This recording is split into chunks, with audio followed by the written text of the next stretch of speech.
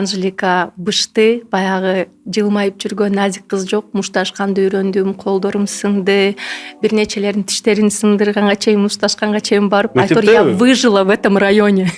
Тамес кылды, Ачыркы менен звезда кылса, бул жолу таштап кетип калды аны. Кээ бир учурда чоң адамдар сенин тагдырыңды дагы чечкиси келет экен.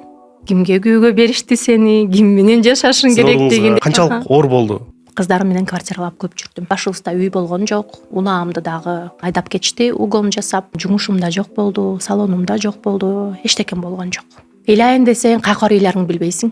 Эртең эмне кылам дейм. Бирок билгизбей жашап жүрө бергем. Мен эчтеке айткан эмесмин да инстаграмдарга. Балким ошондонбу элдин баары меники идеалдуу жашоо, бул дайым эле бай болуп жүргөн, бул анан жолдошунун байлыгын тартып алган дегендей ойдо калып калышты да. Адамдарга азыр эмнени көрсөтсөң, ошого ишене берет экен. Биринчи кирешиңиз түштүү капитал болду, үй алдыңыз. Анан 12 бизнес, эгер даже официалдуу эместер менен 18 депчи, алар кантип каяктан жайнап кетти? Башкалар ойлонгуча мен ал нерсени ишке ашырууну баштайм да. Бизнесте адамда эгерде чечкиндүүлүк жок болсо, аны ийгилик эч качан коштобойт. Адам чечкиндүү, анан ошол нерсени лидер катары кыймыл аракет көрсөтүш керек. Лидердин аркасынан башка инсандар ошого ишенип, анан мындай аракет көрүп баштайт да. Ишкерликте айымдар көп экен өзү негизи. Көптөгөн шойын цехтердин баарын иштетишет.